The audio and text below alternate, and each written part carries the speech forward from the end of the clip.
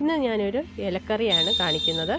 ചതകുപ്പയില. നമ്മുടെ കേരളത്തിൽ ഇതധികം കണ്ടുവരാത്ത ഒരു ഇലത്തോരനാണ്. അപ്പം ഞാൻ താമസിക്കുന്നത് മഹാരാഷ്ട്രയിലാണ്. അപ്പോൾ ഇവിടെ സുലഭമായിട്ട് കിട്ടുന്ന ഒന്നാണ് നമ്മുടെ ഈ ചതകുപ്പയില. ഇതിന് മറാഠി പറയുന്നത് ഷേപ്പ് എന്നാണ്. അപ്പോൾ ഇതിൻ്റെ തോരനാണ് ഞാൻ ഇന്നിവിടെ തയ്യാറാക്കി കാണിക്കുന്നത്. അപ്പോൾ നമുക്കൊന്ന് കണ്ടു നോക്കാം.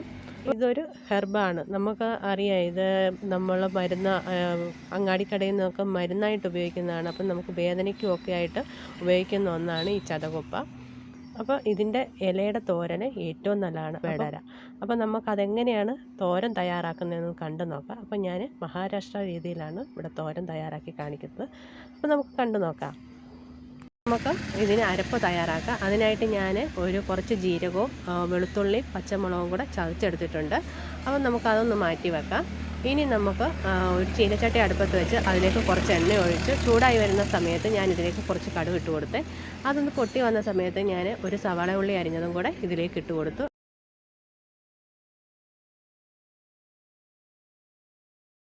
അതൊന്ന് വഴണ്ട് വരുന്ന സമയത്ത് നമുക്ക് ചതച്ച് വെച്ചിരിക്കുന്ന ഈ കൂട്ടി നമുക്കിതിലേക്ക് ചേർത്ത് കൊടുക്കാം.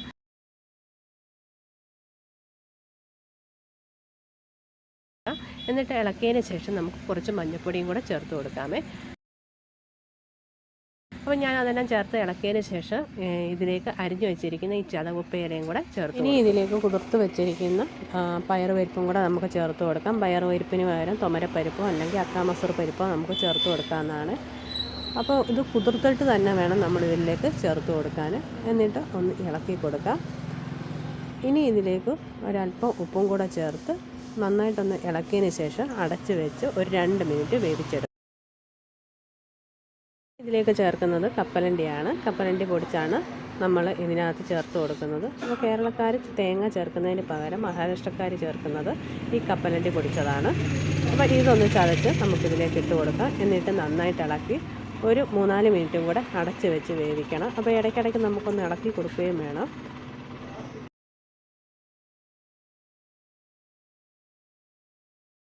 അപ്പോൾ നമ്മുടെ തോരന് അടച്ച് വെച്ചിട്ട് ഒരു 3-4 മിനിറ്റ് ആയിട്ടുണ്ട്. ഇനി ഇത് തുറന്ന് നമുക്ക് ഇതൊന്ന് നന്നായിട്ട് ഇളക്കിയിട്ട് കൊടുക്കാം. അപ്പോൾ നമ്മളിത് ഇളക്കിയിട്ട് ഇതിൻ്റെ വെള്ളമെല്ലാം വറ്റിച്ചൊന്ന് തോർത്തിയെടുക്കണം. അപ്പോൾ നമ്മുടെ ഷേപ്പ് തോരൻ, ചതകുപ്പയുടെ തോരൻ ഇവിടെ റെഡിയായി കഴിഞ്ഞു. അപ്പോൾ നിങ്ങൾക്ക് ഈ വീഡിയോ ഇഷ്ടപ്പെട്ടെങ്കിൽ ഒന്ന് ലൈക്ക് ചെയ്യാനും ഷെയർ ചെയ്യാനും സബ്സ്ക്രൈബ് ചെയ്യാനും മറക്കല്ലേ.